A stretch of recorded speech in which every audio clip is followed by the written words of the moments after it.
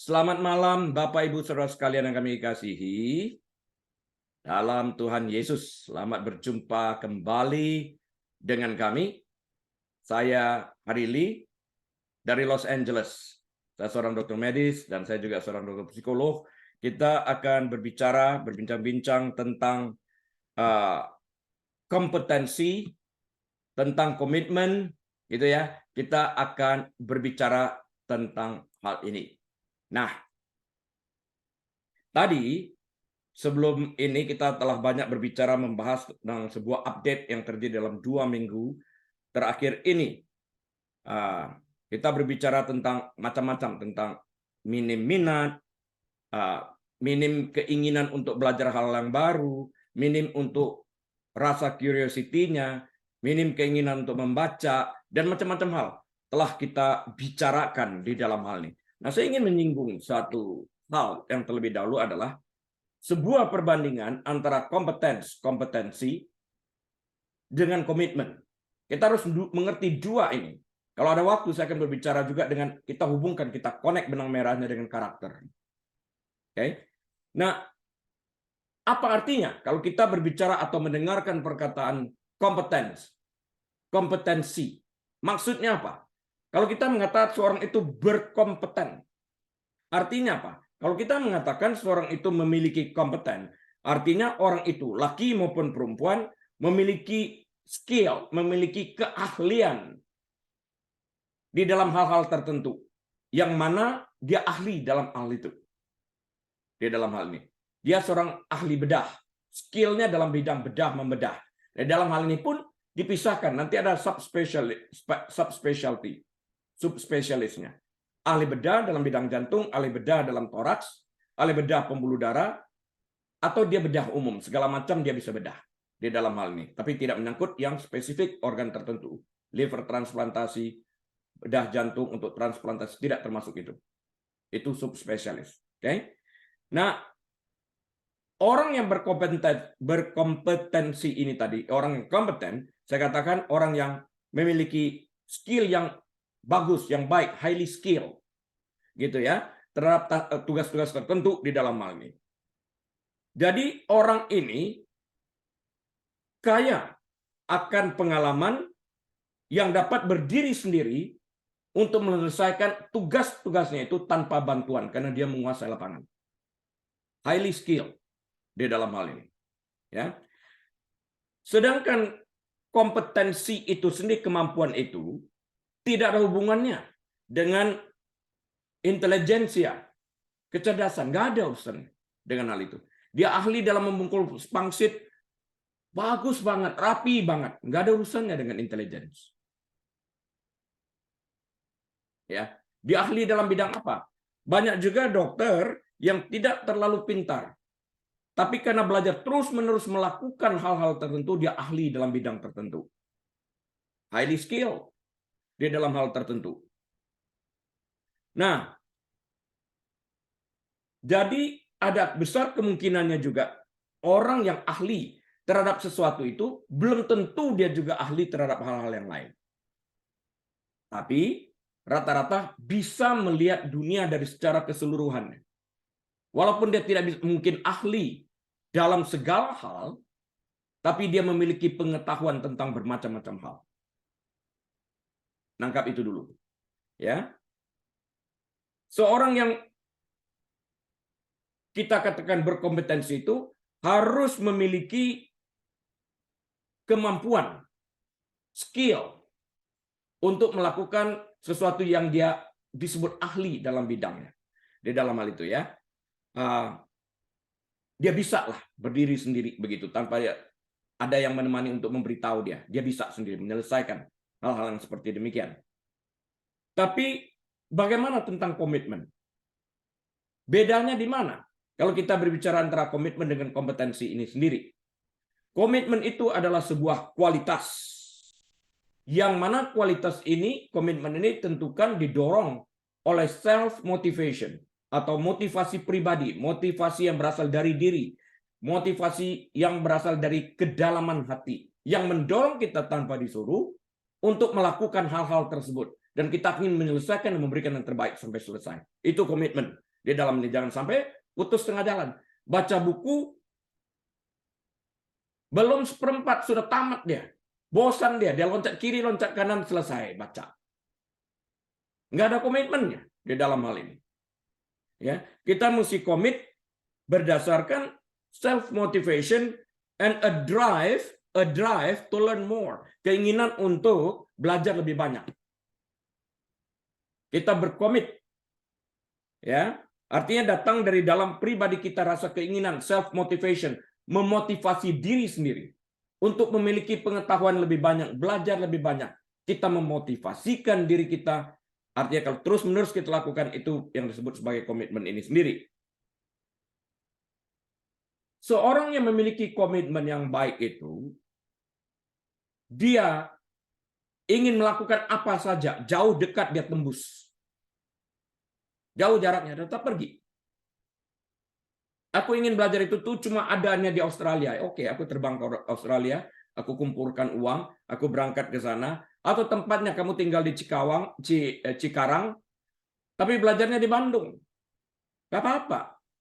Kebetulan gurunya ahli dalam bidang ini ada di sana. Why not? Ikut sesuatu pelajaran. Ada dananya. Ya nggak apa-apa. Kamu berinvestasi untuk mendapatkan sesuatu di sana. Itu kan asalnya dari dalam hati. Di dalam hal ini. Ya kan?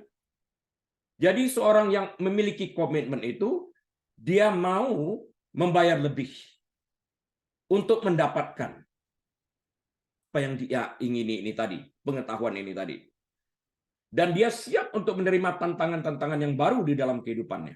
Orang yang mempunyai komitmen tidak akan mundur pada saat muncul tantangan di dalam kehidupan mereka. Wah, jauh. Ya, so apa? Enggak ada masalah, jauh. Aku dapat sesuatu di dalam hal ini. Aku harus tinggalkan keluargaku. Enggak apa-apa. Take the challenge. Terima tantangan itu. Jangan sampai melihat itu pikirannya langsung negatif di dalam hal ini. Nah, support system harus ada. Saya ulang, ingatkan baik-baik, support system harus ada. Yang terbaik kalau itu dapat dari keluarga. Tapi saya bertemu dengan banyak orang yang tidak mendapatkan support dari keluarga. Sehingga dia mendapatkan support dari teman-teman terdekat yang memberi bantuan begitu banyaknya. Supaya mendorong dia untuk berkomit, memiliki komitmen untuk menyelesaikan apa yang ada di dalam hatinya ini tadi, mimpinya ini tadi, untuk dapat menjadi sebuah kenyataan. Ini penting. Harus ada support system. Waktu kita lemah, ada orang-orang yang terus mendorong. Move, ayo. Gitu. Ya. Jadi komitmen itu berbicara tentang kualitas di dalam hal ini ya. Dengan disertai keinginan yang berasal dari dalam hati untuk menerima tantangan-tantangan baru tanpa mundur. Nggak boleh mundur. Siap maju di dalam hal ini. Kan sudah dipikirkan sebelumnya. Kita menerima challenge itu. Kita menerima tantangan tersebut. Ya maju. Jangan ngomel. Jangan takut susah. Jangan takut ini dan takut itu. Itu di dalam kalkulasi itu terlibat untuk menerima sebuah tantangan yang baru di dalam kehidupan kita.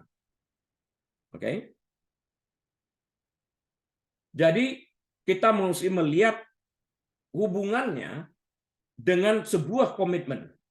Ya, antara komitmen ini dan kita melihat hubungannya. Saya ulang kalimat saya. Kita harus melihat hubungan komitmen ini dengan rasa ingin tahu kita, dengan rasa keinginan kita untuk melengkapi diri kita, ya, disertai dengan motivasi yang berasal dari dalam diri kita sendiri. Kita akan bisa melakukan komitmen itu di dalam hal ini. Jadi itu memegang peranan penting. Jadi kalau kita berbicara tentang komitmen, kita berbicara tentang motivasi yang keluar dari dalam hati kita. Kita berbicara dari keinginan. Ini berakar dari rasa ingin tahu kita. Kita komit, kita selesaikan, kita dapati apa yang kita mau. Dan jangan berhenti setengah jalan. Itu penting banget di dalam hal ini. Ya. Nah, bagaimana kalau kita berteman atau kita mau menerima orang bekerja di tempat kita? Apa kita perhatikan? Lebih banyak saya perhatikan orang akan mengutamakan skill di dalam hal ini. Highly skill. Apakah itu penting? Kalau ada, Ya, baik itu dikombinasikan dengan dengan komitmen yang tinggi, kompetensinya tinggi, komitmennya tinggi, itu yang terbaik.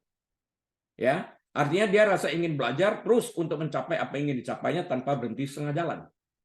Tapi bagaimana kalau kompetennya itu kurang, tapi komitmennya tinggi, orangnya komitmennya tinggi banget, tapi skillnya rendah? Nggak apa-apa. Skill itu bisa dipelajarin. Tapi kalau skillnya tinggi, komitmennya rendah, nggak bisa berhasil dia. Dia gampang, kita sebut sebagai the swinger. Dia gampang loncat kiri, loncat kanan. Dan bagi dia sudah berkomitmen. Apanya yang dia komitmen? Nggak ada yang jadi. Nggak komit terhadap satu hal. Dia bisa loncat seperti tadi, baca buku A, buku B, buku C, buku D, nggak ada yang selesai. Tapi kalau kita membaca buku-buku yang lainnya sebagai referensi, monggo silakan. Kita belajar satu topik, kita kurang jelas, kita cari buku yang lebih lengkap tentang itu, tapi pada topik yang sama, monggo. Tapi kalau kita belajar dari buku masak, kita belajar buku politik, dari buku politik kita baca buku tentang kesehatan, ya dalam satu hari yang sama ini gimana caranya? Kita mesti komit di dalam hal ini. Kalau komitmennya rendah, skillnya tinggi, ini gampang loncat-loncat juga orang yang saya katakan tadi.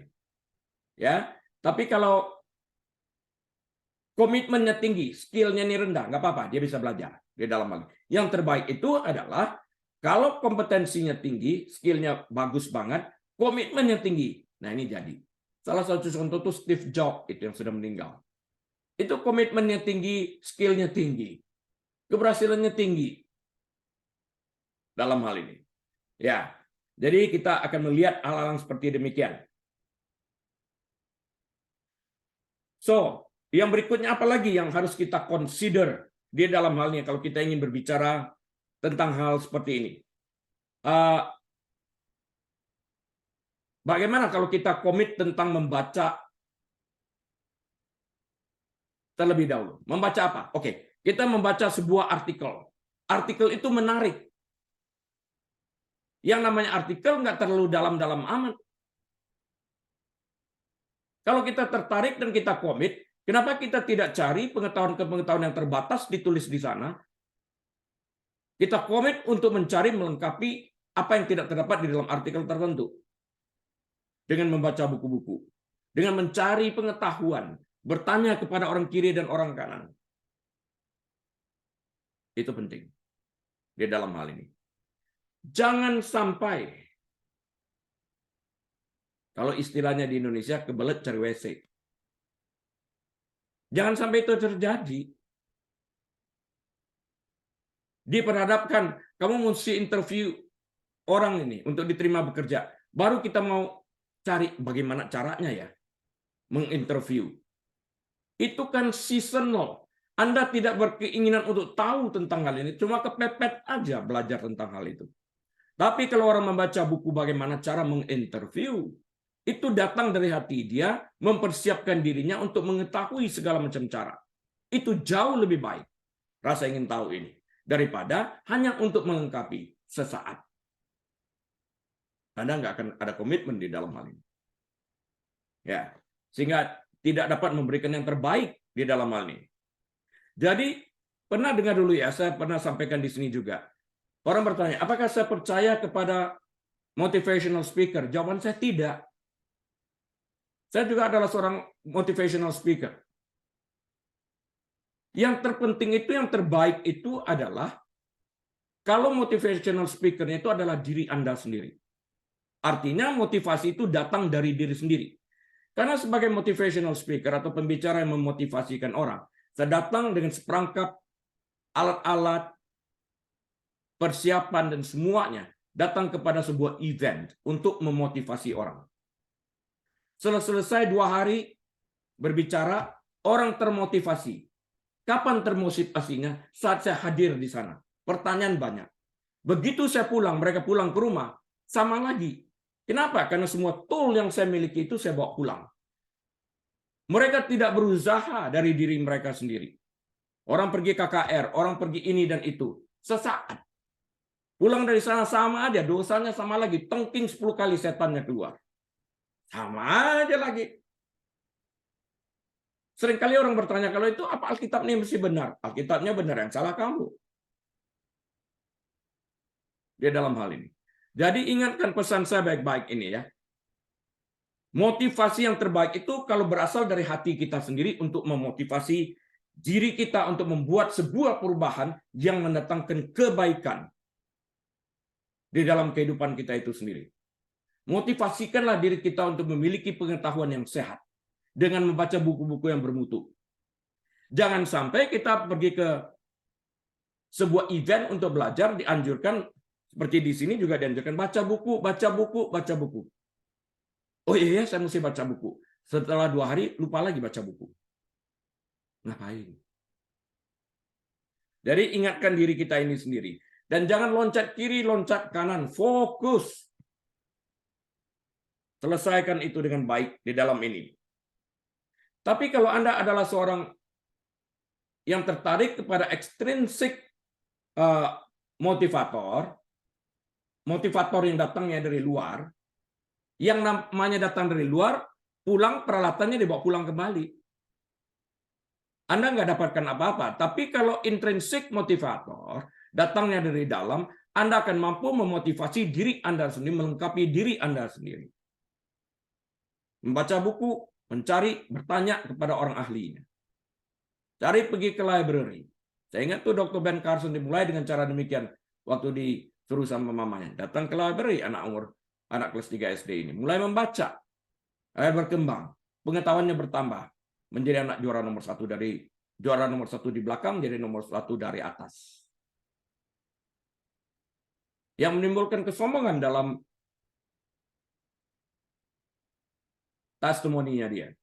Dia pikir dia sudah orang terhebat. Sekolah kedokteran. Dia lihat orang-orang lain.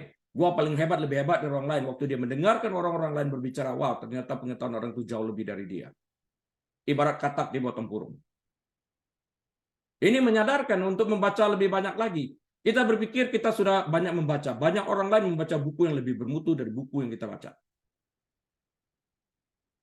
Bergaullah dengan orang-orang seperti demikian, motivasikan diri Anda agar dapat belajar sesuatu yang baik dan pulang ke rumah merasa puas karena ada sesuatu yang kita pelajari yang membuat dampak di dalam kehidupan kita, dan itu pun akan berdampak bagi lingkungan di mana kita berada. Yang pertama adalah keluarga kita di mana kita berada. Kemudian lingkungan teman-teman terdekat kita. Orang-orang di lingkungan yang lebih luas lagi, orang kantor kita dan sebagainya. Jangan sampai takut berbagi ilmu. Karena semakin banyak Anda memberi ilmu, semakin banyak Anda akan mendapatkan. Karena banyak pertanyaan yang akan menimbulkan tantangan-tantangan di dalam hal berpikir. Hal yang baru akan muncul di sana. Saya tidak pernah takut berbagi ilmu. Saya tawarkan. Saya nggak pengen membawa ilmu itu ke lubang kubur. Itu aja. Jadi siapa yang mendengar, ya gunakan kesempatan. Ini saya katakan berkali-kali, saya tidak ingin membawa ilmu itu ke lubang kubur. Sayang. Jadi siapa mendengar, hendaklah dia menggunakan telinganya. Itu pesan saya pada hari ini. Oke?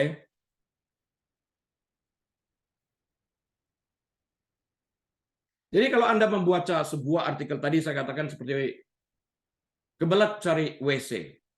Itu bukan datangnya dari kedalaman hati. Tapi kalau orang yang biasa begituan ya, dia pergi ke suatu daerah yang baru. Dia lihat, dia bertanya terlebih dahulu. Itu kalau sampai kita akan ada 3-4 jam di sini, orang akan selalu mata cari WC di mana.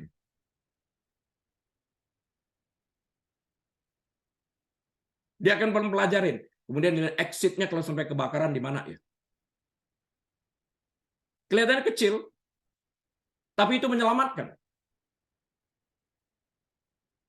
Karena dia merasa ingin tahunya ini tadi. Sebelum apa dia sudah tahu, karena dia bertanya. Kita masuk ke sebuah gedung, siapa dulu yang kita ketemukan? Front desk. Kita melihat tanda-tanda exit. Kita bertanya di mana kalau kita perlu cari WC. Hal-hal lain. Dan banyak hal-hal sensitif di dalam hal ini yang dapat kita pelajari. Ya. Banyak hal. Jadi gunakanlah kesempatan untuk belajar selama kesempatan itu diberikan kepada kita. Jangan sampai kesempatan belajar itu hilang. Ya, dan jangan memberi alasan bermacam-macam untuk tidak mau belajar. Ini penting banget. Orang yang kita lihat memiliki komitmen untuk belajar lebih banyak, bergaul dengan orang itu. Enak sekali. Yang saya katakan tadi terlebih baik lagi kalau skillnya banyak. Bukan hanya komitmennya. Tapi kalau kita sama-sama belajar hal yang baru, sama-sama tidak tahu, yang seorang memiliki komitmen yang tinggi, cepat banget. Kalau itu bergabung dengan beberapa orang yang mempunyai komitmen yang tinggi, bukan semangat limun, sebentar aja pudar, anget-anget tai ayam, nggak akan maju. Kalau sama-sama memiliki komitmen yang sama, sekalipun kita tidak tahu, kita bisa baca buku. Ini ada 300 halaman nih. Kita ada 3 orang. Setiap orang baca 100 halaman, kemudian kita bagi ilmunya.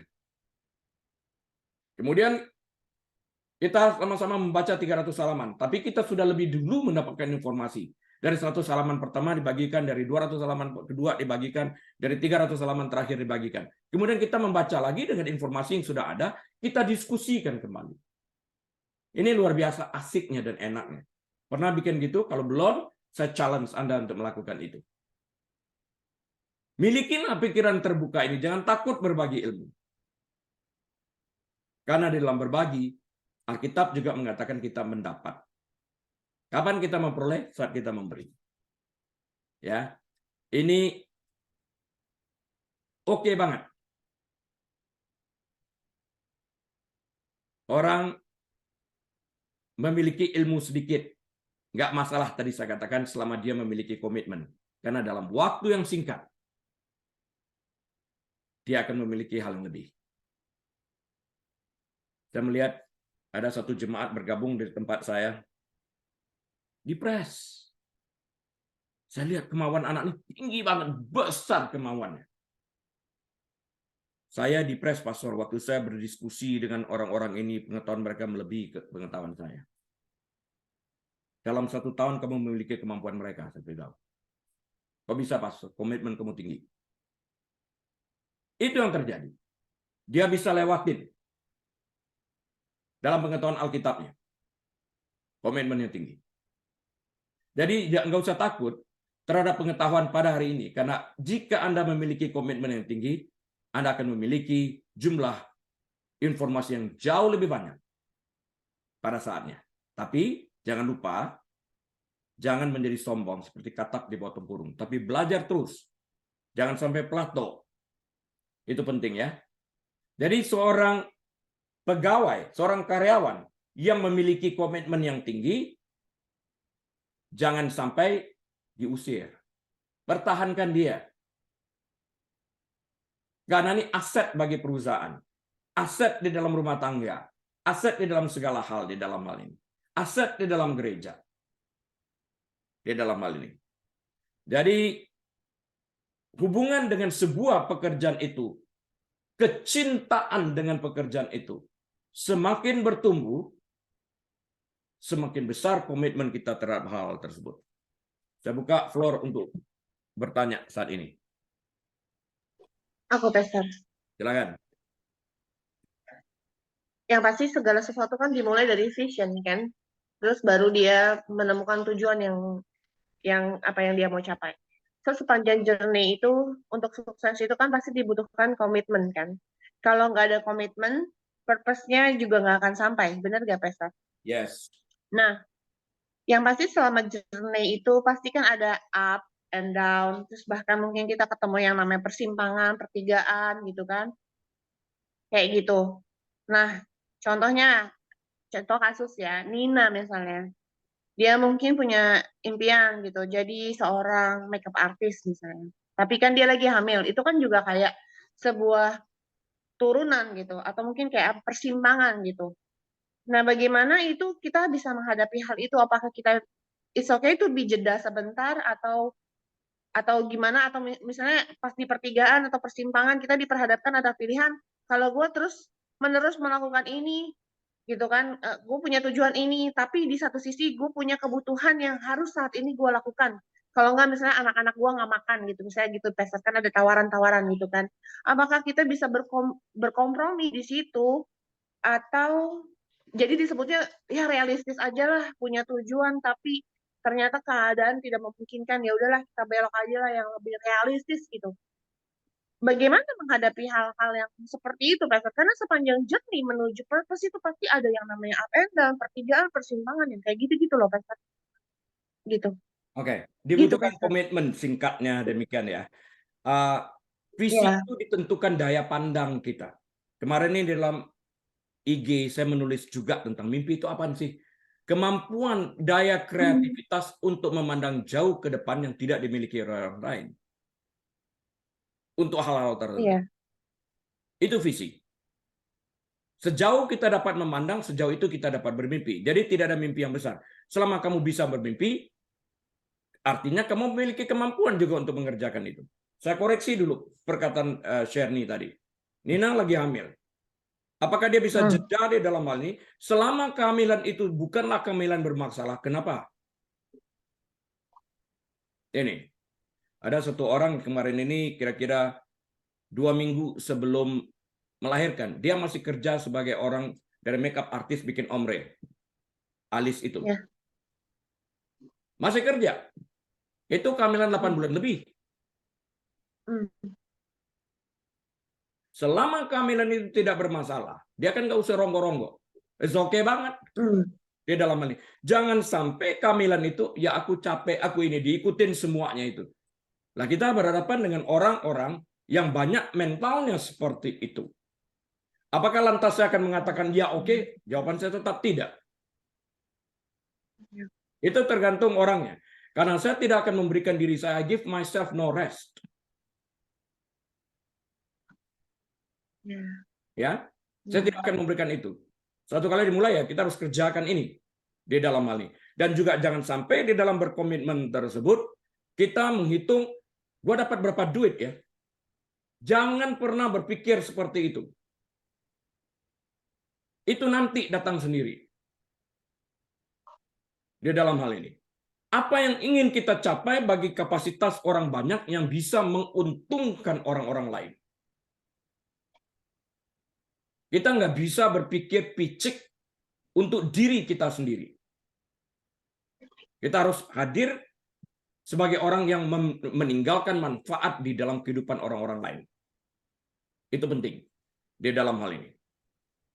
Ya, saya lakukan yang sama, saya bukan hanya ngomong. Ya, itu penting di dalam hal ini. Jadi kalau kita bisa memandang ke depan, kita pasti memiliki purpose di dalam pandangan tersebut. Kita nggak bisa mengatakan ya nggak ada purpose-nya. Nggak mungkin. Ya. Karena di dalam bermimpi pasti ada purpose-nya. Di dalam hal ini. Dan di sana kita membuat rencana-rencana apa yang ingin kita kerjakan. Di dalam hal ini. Kita bicara banyak tentang ke Bali. Kita bicara banyak tentang hal itu. Bagaimana menyusun ini. Apa yang ingin dicapai sepulangnya dari sana. Kenapa harus pergi ke sana? Banyak hal yang dapat kita tarik dari sana. Kenapa kita harus melakukan hal yang seperti demikian. Di dalam hal ini. Ini open-minded. Pikiran yang harus terbuka banget. Berani menerima tantangan dengan risiko rugi. Di dalam hal ini. Kalau enggak, kamu enggak akan pernah bisa maju di dalam kehidupan ini. Karena semuanya akan timbul what if, what if, what if. Bagaimana kalau, bagaimana kalau, bagaimana kalau.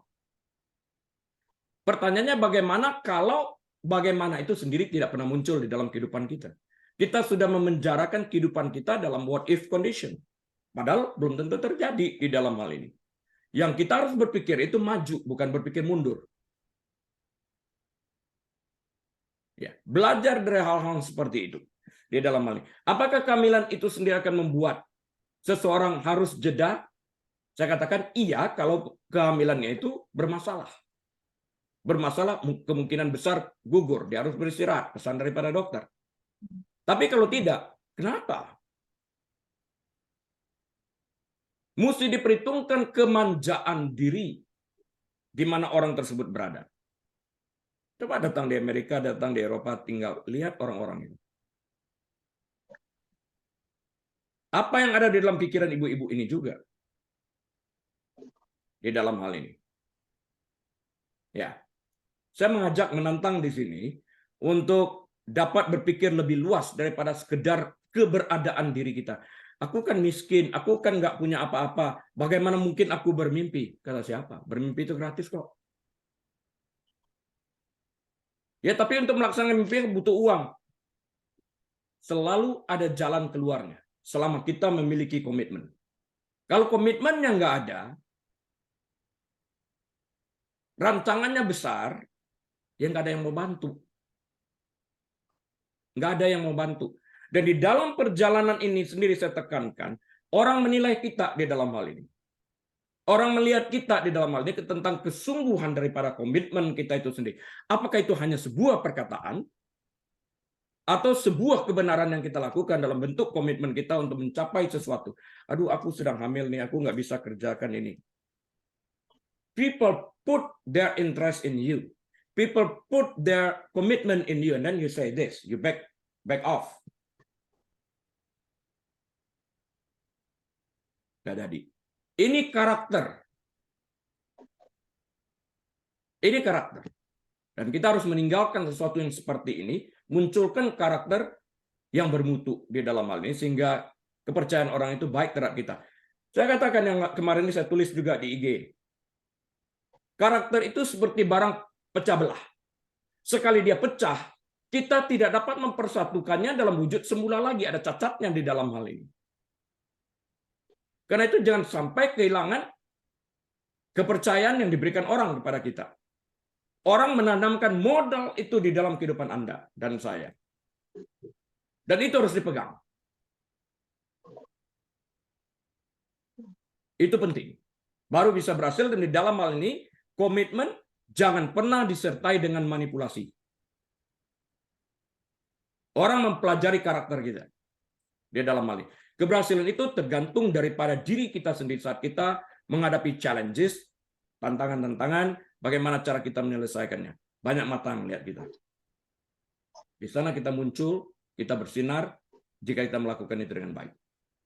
Just a matter of time, bukannya uang lagi. Banyak orang yang mau berinvestasi di dalam kehidupan Anda, jika karakter Anda seperti itu. Ya, saya harap ini terjawab. Terjawab kan? Ya, jadi kayak Daud pun, bahkan Yusuf pun, mereka punya panggilan, punya purpose. Walaupun mereka mengalami tanjakan turunan pertigaan atau apapun, mereka tetap keep mimpi itu ya, Pastor, di dalam hati mereka ya, Pastor ya. Nggak ada urusannya dengan tantangan pertigaan perempat demikian. Kita bisa berhenti sejenak untuk berpikir belok kiri apa belok kanan. Mungkin aja kita belok kirinya salah, tapi kita akan segera bisa memperbaikinya kembali. Aduh, sudah salah, udah give up. Oh no. Kalau demikian kita nggak ada lampu loh nih hari. Thomas Edison itu berapa kali membuat kesalahan? 1000-an kali. Oke banget. Kegagalan itu hanya muncul jika kita give up, kita berhenti berusaha. Itu gagal. Selama kita masih melihat maju ke depan, selama itu kesempatan tersedia bagi kita. Jangan tutup kesempatan itu. Kita yang menutup pintu kesempatan, bukan orang lain. Karena kita nggak memiliki kemampuan dan karakter kita jelek. Ya. Berarti harus punya mental lah intinya untuk dalam menempuh perjalanan itu, mental itu ya, Pastor ya. Mental pemenang ya, Pastor. Kita yakinkan diri kita bahwa kita sudah menanggapi sebelum kita memulai. Sebelum kita memulai, kita tahu bahwa ada kerikilnya, ada angin badainya. Kita sudah siap terlebih dahulu. Jangan sampai itu datang, wah gua nggak tahu. Nggak ada istilah seperti itu. Bahwa anginnya lebih kencang mungkin, kita nggak tahu. Tapi kita tahu akan ada tantangan-tantangan daripada orang yang menghambat kita untuk maju. Lihat gambar saya di belakang ini. Gambar apa ini? Kapal. Kapal siapa itu? Apung, Dr. Lee. Dr. Lee, kakak saya. Apa dia mudah waktu membangun ini? Enggak, tantangannya banyak. Dibilang orang gila. Uang datang dari mana? Apakah dia berhenti? Enggak, hadir. Sudah menjadi berapa banyak berkat bagi orang-orang di Indonesia. Hmm. Ya. Apa berhenti dia sampai hari ini dengan usia 77 tahun? Enggak tuh. Enggak.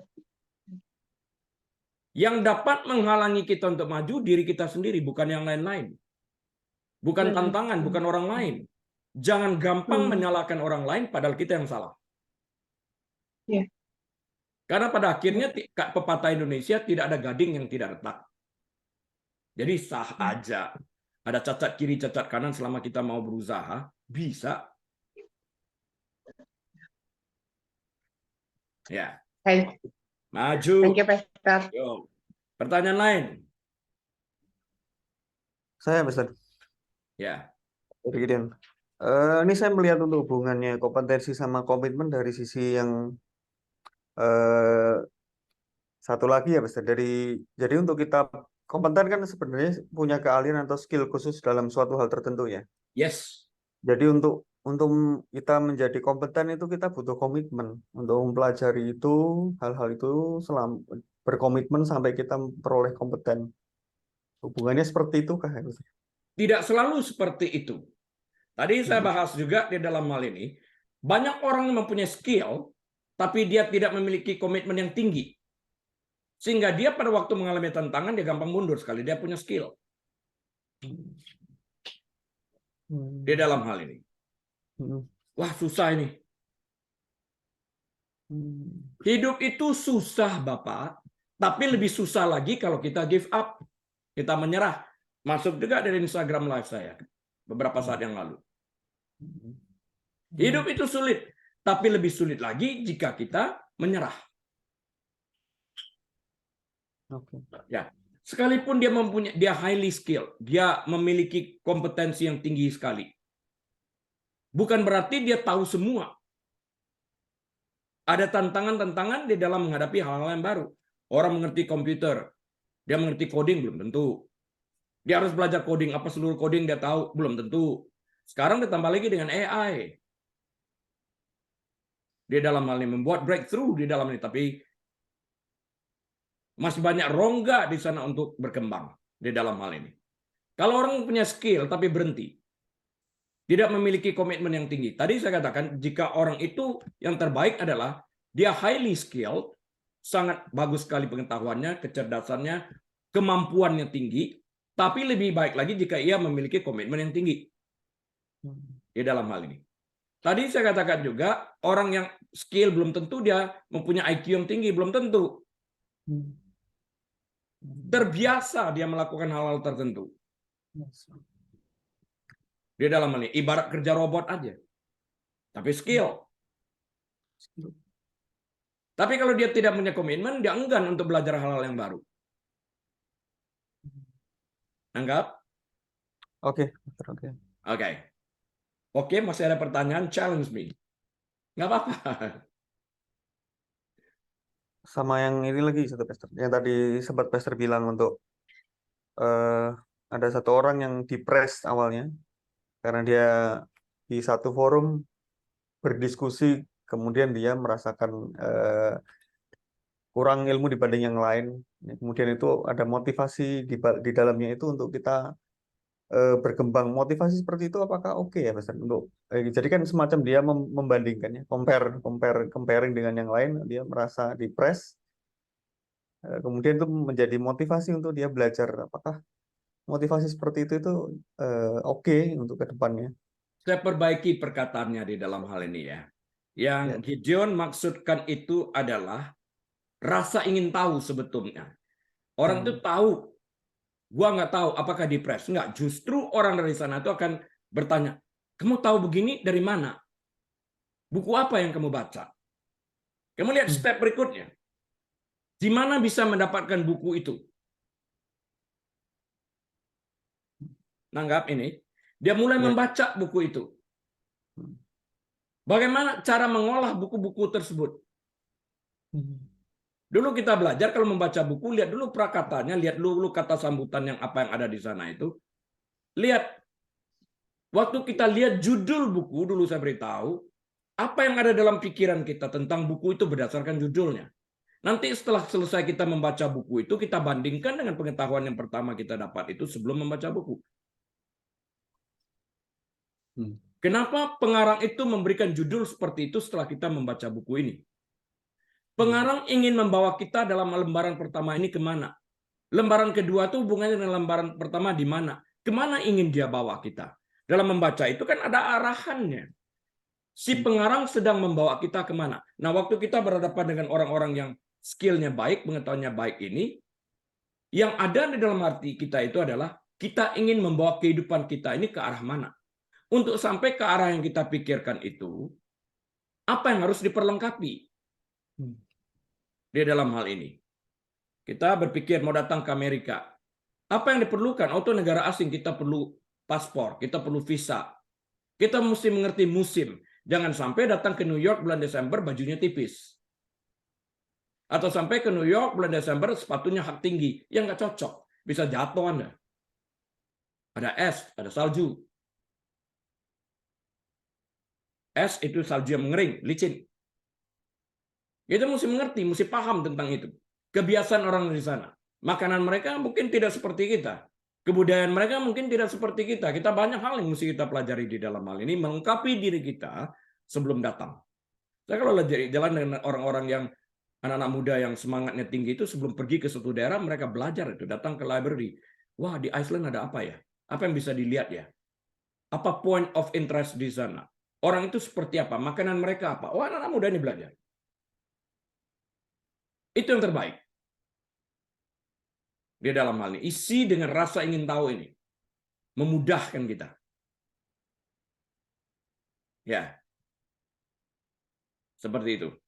Nah, saya berharap kita bukan hanya sekedar melihat ke depan, sekedar bermimpi, tapi tidak mempunyai tindak lanjut daripada mimpi apa yang kita impikan tersebut. Kandas setengah jalan. Kalau itu ada di dalam kehidupan kita, sekalipun kita memiliki pengetahuan yang kurang, kita melihat orang lain seperti itu, kita harus memiliki rasa ingin tahu. Orang itu tahu segitu, aku pengen tahu juga. Aku bertanyalah kepada orang itu.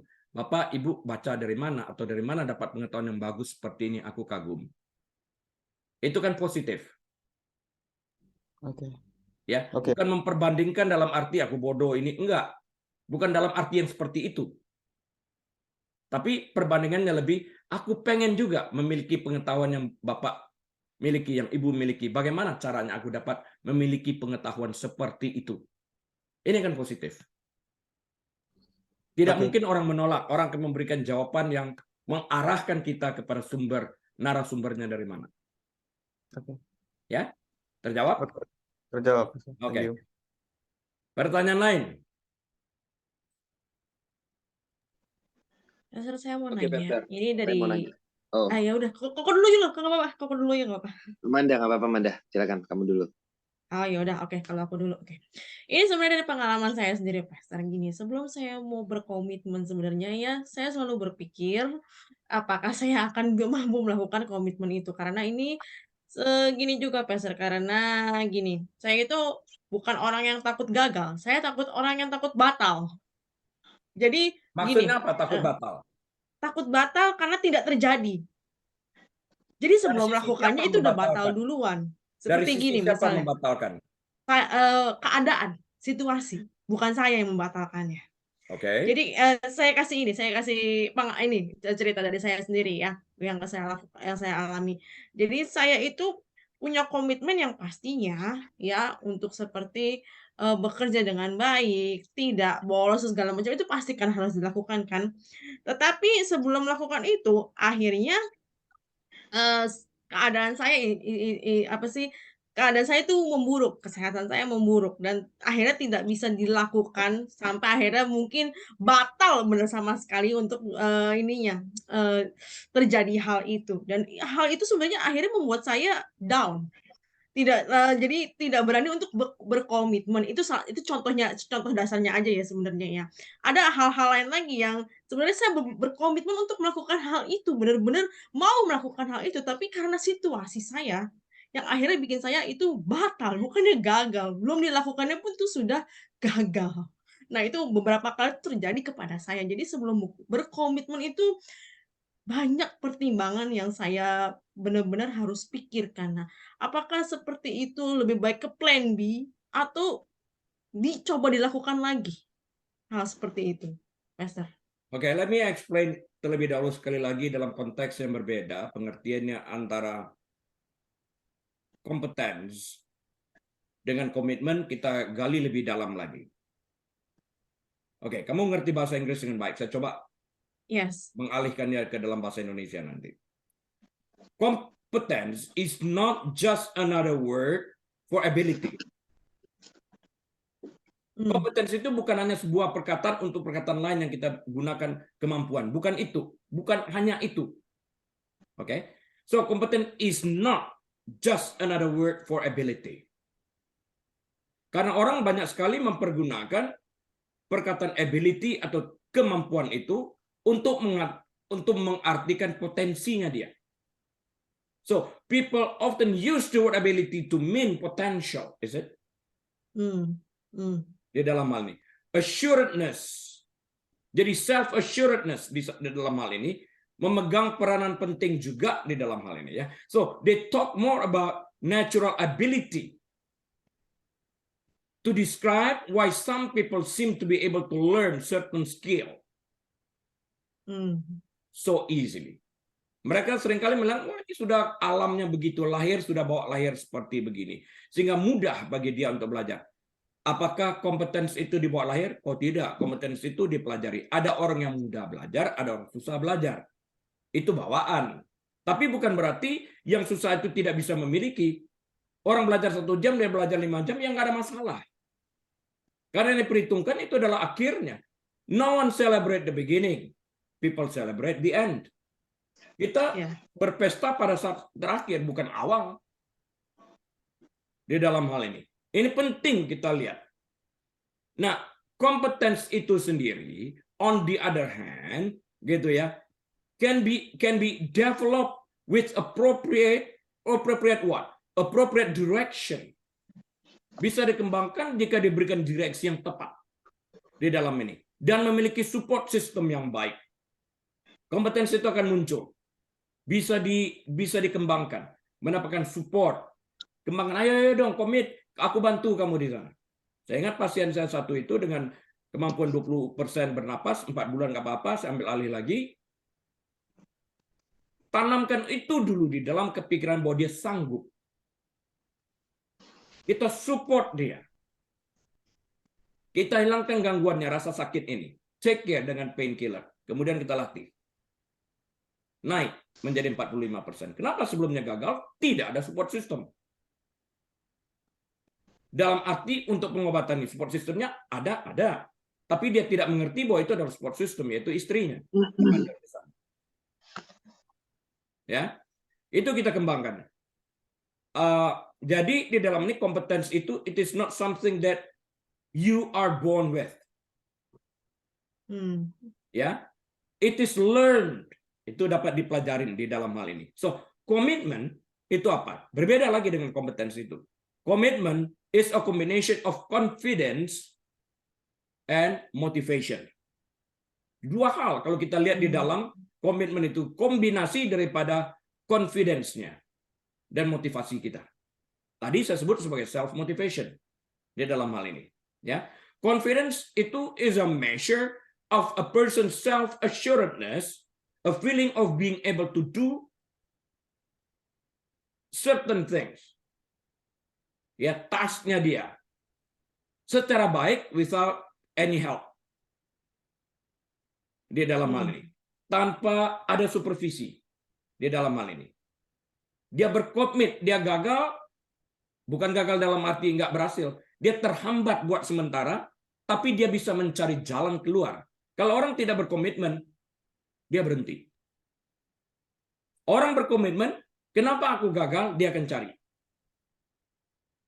Di mana letak kesalahan? Di mana letak kurang? Kenapa aku sampai di sini? Bagaimana cara aku berpikir sehingga aku sampai ke sini? Yang lalu ingat saya katakan, kalau sebuah kesalahan terjadi, kita ulang berpikir, kenapa aku membuat kesalahan ini? Nah, dengan demikian kita dapat memperbaiki untuk tidak berpikir dengan pikiran yang sama, tapi berpikir dengan pikiran yang lain dengan mengisi sebuah informasi yang baru. Itu datangnya dari dalam hati. Kalau nggak bisa di dalam hal ini ya. Motivation, on the other hand, is a person's interest, ya, in an enthusiasm for doing a task well. Jadi keinginan dia untuk menyelesaikan segala sesuatu dan menyelesaikan itu secara baik. Ya, itu motivasi. Dia termotivasi untuk memberikan yang baik di dalam hal ini. Jadi dua hal yang kita lihat di dalam komitmen itu, yaitu satu ada confidence, yang kedua itu ada faktor motivasi di dalam hal ini. People can have various combinations of competence and commitment. Udah pasti bermacam-macam di dalam hal ini. Jadi kembali saya tekankan, bagaimana seorang itu berhasil ditentukan oleh komitmen yang berasal dari dalamnya itu sendiri. With a high competence and commitment level, orang akan bisa memberikan delegasi-delegasi. Kalau Anda mengatakan tadi, aku terbatas berdasarkan kesehatanku. Tapi bukan berarti otak tidak bisa bekerja. Fisik tidak bisa bekerja. Kalau orang memiliki kemampuan kombinasi antara kompetensi dan komitmen tadi, Anda dapat menurunkan skill Anda kepada orang lain dengan mendelegasikan ini. Pada awalnya telah dimulai. Minggu ketiga terjadi penyakit muncul. Ini kan bisa didelegasikan dan memberi petunjuk-petunjuk yang sebelumnya ini diarahkan orang tersebut. Artinya delegasi itu bukan hanya kita duduk-duduk orang itu bekerja. Oh bukan. Yang lalu saya katakan kita mendelegasi atau kemampuan kita mendelegasi adalah setelah kita mengerjakan yang lain-lainnya ini, hal-hal tertentu yang tidak kita sanggup kerjakan karena keterbatasan waktu atau skill kita dalam hal tertentu, kita dapat mendelegasikan kepada orang yang tepat di dalam hal ini. Jangan sampai kita dari awal bukan mendelegasikan, tapi mempergunakan istilah mendelegasikan, lebih banyak duduk diam dengan memberi perintah kepada orang lain dan mengambil nama terhadap apa yang orang lain kerjakan. Ini banyak terjadi kepada orang-orang, again, narsis. Di dalam hal ini. Itu penting bagi narsis. Kemuliaan untuk pribadi, bukan tim.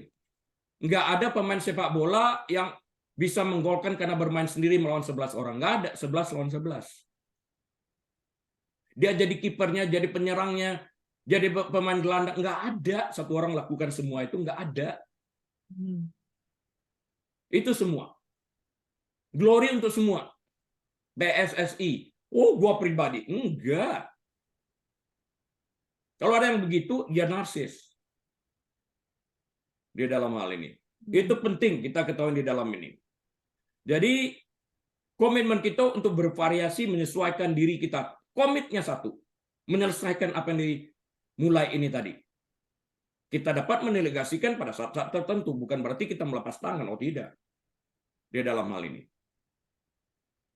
Tapi kalau orang memiliki kompetensi di dalam ini, komitmennya rendah, itu gampang menyerah, tadi saya katakan. Jangan. Ya, saya berhenti sampai di sana, saya harap itu dapat dimengerti. Ya, sudah lebih mengerti Pastor sekarang. Oke, delegasi ya. Jangan sampai takut. Ya, Jaya, terima kasih banyak Pastor. Sama-sama, Jaya, silakan. Kita punya Pastor. lagi. Kalau bicara tentang kompeten dan komitmen, mana yang lebih penting, itu komitmen lebih penting ya Pastor ya. Karena kalau kompeten itu bisa dilatih, ketika kita punya komitmen pun yang tadinya kita mungkin nggak punya skill, belum jadi kompeten di dalam skill tertentu, tapi karena kita punya komitmen, kompeten akan naik, skill akan naik. Betul nggak Pastor? Nah yang jadi problem adalah gimana caranya komitmen itu bisa muncul. Maksud saya tuh turning point-nya tuh di mana? Kan memang harus lahir dari keinginan hati. Nah, ketika orang punya komitmen itu kan kalau mereka mungkin punya passion, punya visi, punya mimpi, itu it's okay. Nah, tapi gimana kalau sampai komitmen itu muncul dari apa ya? Dari sakit hati atau dari keterpurukan, dari tekanan. Contoh, gua nggak boleh jadi orang miskin, gua dihina, gua begini, gua lihat keluarga gua dihina, bla bla bla, gua harus bisa jadi orang berhasil. Nah, disitulah dia punya komitmen dan dia latih dirinya untuk dia bisa jadi orang kaya. Nah, menurut Pastor gimana, Pastor? Saya Komitmen yang mengoreksi seperti itu. terlebih dahulu bahwa komitmen itu tidak dapat dipisahkan antara kompetensi dan komitmen. Nggak bisa dipisahkan. Ayam kamu pisahkan dari telur. Ya nggak bisa.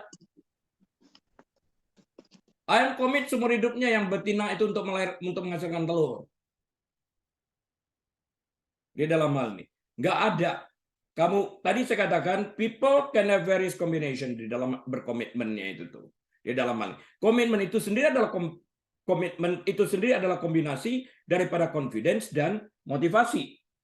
Kita katakan itu tadi di dalam hal ini.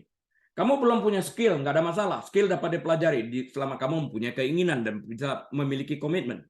Berdasarkan komitmen yang kamu miliki, kamu memiliki motivasi dari dalam, kamu akan mempunyai kemampuan untuk mencari informasi. Jangan sampai dari mana ya gue dapat informasi ini? Ke library, tanya buku apa, tanya sama orang berpengalaman. Kamu belajarnya dari mana? Bahasa-bahasa yang dikatakan tadi dari sakit hati, dari ini dan itu kan bahasa-bahasa di pasar yang kita dengar. Tapi yang benarnya dalam bahasa intelektualnya seperti apa? Bahasa yang benarnya itu adalah bahwa aku ingin memperbaiki kehidupanku. Cuma itu. Aku ingin memperbaiki kehidupanku. Dengan pengertiannya sekarang setelah dimulai dari diriku, agar kehidupan yang dipengaruhi ini, diperbaiki ini, akan berdampak bagi society. Saya selalu menghubungkan dengan lingkungan di mana kita berada. Jangan sampai menjadi orang kaya untuk diri sendiri. Alkitab mengatakan itu ibarat ayam mati di lumbung padi. Mati di dalam kekayaan itu tanpa dapat kita enjoy. Orang-orang lain bisa enjoy. Kamu punya ilmu, tapi untuk diri kamu sendiri. Mati dibawa ke lubang kubur. Ya. Itu bukan kaya. Itu miskin banget mentalnya. Itu mental miskin. Milikilah mental yang kaya, siap berbagi. Di dalam hal ini. Kalau keluarga itu miskin secara finansial, balas dendam itu istilah pasar. Tapi yang benar itu adalah, aku ingin memperbaiki kehidupanku. Muncullah hal-hal seperti demikian. Tahun 1960 ada seorang imigran dari Kuba datang ke Amerika di sini memulai berjualan roti. Portos muncul. Sekarang ada berapa banyak cabangnya itu, mana aja pergi itu berjubel orang mesti ngantre membeli. Bermacam-macam roti dijual di sana. Sangat terkenal. Orang datang ke LA harus pergi ke sana. Belanja itu, pulang baru pergi ke tempat lain. Bawa itu, pergi ke Seattle, kemana, Bali yang beginian ini. Tahun 60 dia datang. Mimpi dia seperti itu, dia mengetahui resep roti ini dari orang tuanya, dari keluarganya, ini dipraktekkan, dijual, menjadi sesuatu yang menarik di dalam hal ini. Ya, mesti disertai dengan komitmen yang dapat dicicipi juga oleh orang-orang lain di lingkungan itu. Keuntungan itu datang belakangan di dalam hal ini. Kalau kita bisa merawat apa yang kita inginkan dalam bentuk mimpi ini tadi, yang tadi saya katakan, rawatlah pelanggan-pelanggan yang datang itu. Dan jangan melihat kompetisi kita sebagai musuh. Tetapi sebagai coach kita yang mengajar kita untuk berkomitmen, untuk memberikan yang terbaik kepada para pelanggan. Kalau kita enggan memberikan yang terbaik, perhatian kita kepada para pelanggan, kompetitor kita, pesaing kita akan mau. Dan bersyukur kepada kita akan kebalasan kita. Mereka akan maju di dalam hal ini. Jadi sekali lagi Jaya, komitmen itu adalah sebuah kombinasi antara confidence dan motivasi. Kita harus memotivasikan diri kita untuk menambah sehingga kita tidak get stuck, plateau di dalam hal ini. Kita maju terus, bergerak terus di dalam apa yang kita pikirkan ini. Mimpi, iya, kita sudah harus punya rencana untuk melaksanakan mimpi tersebut. Iya, kita harus punya self-motivation, itu semuanya di dalam hal ini. Kemampuan kita melihat tanpa berhenti melihat dan menjalankan itu sampai selesai. Dan harus bisa menjadi berkat bagi orang-orang banyak, bukan berhenti pada kita di dalam hal ini. Ya, nangkap ya? Iya, nangkap Pastor. Jadi yang tadi Pastor bilang bahasa pasar itu bahasa dari luka, dari hal-hal yang negatif, itu harus diubah dulu menjadi yang positif gitu kan dari bahasa benarnya. Sehingga tujuannya nanti kalau dia berhasil, dia nggak akan salah ya. Contoh untuk balas dendam atau segala macam ya Pastor. Oke, itu pertanyaan saya yang selanjutnya satu lagi ya, Pastor ya. Silakan. Nah, Pastor, gimana ketika kita nih punya komitmen, oke, aku akan jadi seperti ini nih, aku akan mulai hari ini, aku akan seperti ini, gitu kan.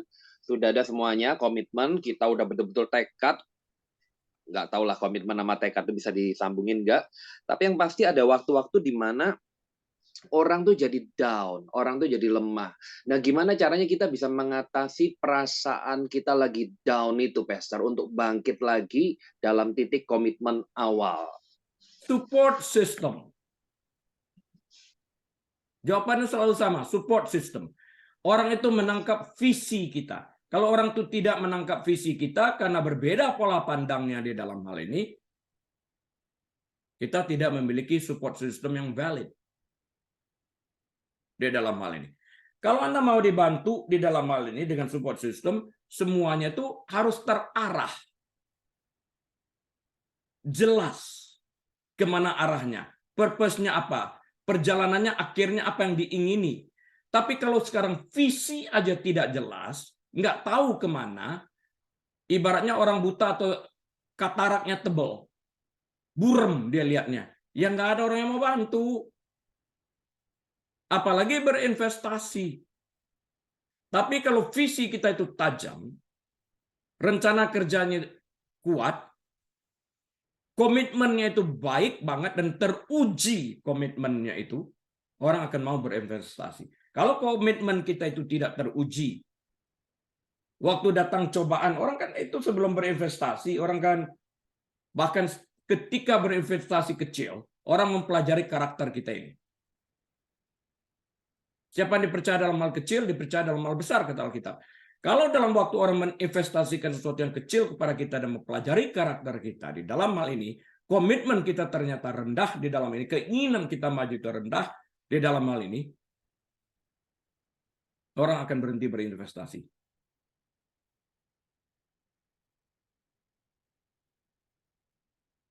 Ya, semuanya itu berdasarkan support system. Karena kita nggak bisa berdiri sendiri dari awal, tadi saya katakan. Support system akan membantu.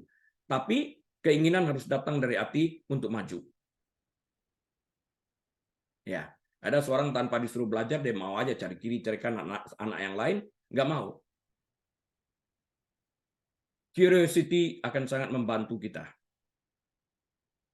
Bermimpi, curiosity, lengkapkan mimpi kita, miliki visi yang baik, mimpi yang benar, sistem kerja yang baik, program kerja yang baik, Anda akan bisa berhasil.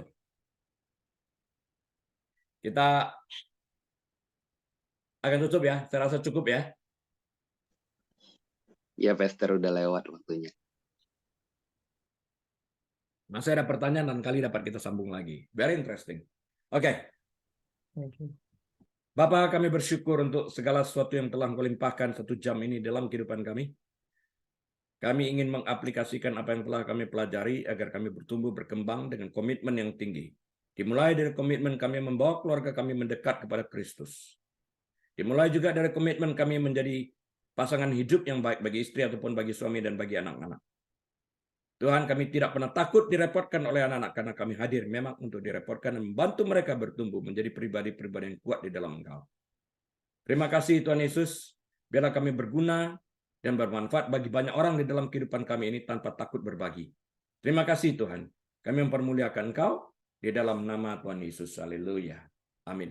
Baik Bapak Ibu Saudara sekalian, kita akan berjumpa pada kesempatan yang mendatang atas izin Tuhan. Dari Los Angeles, saya Dr. Lee, mohon diri. Tuhan memberkati. Bye.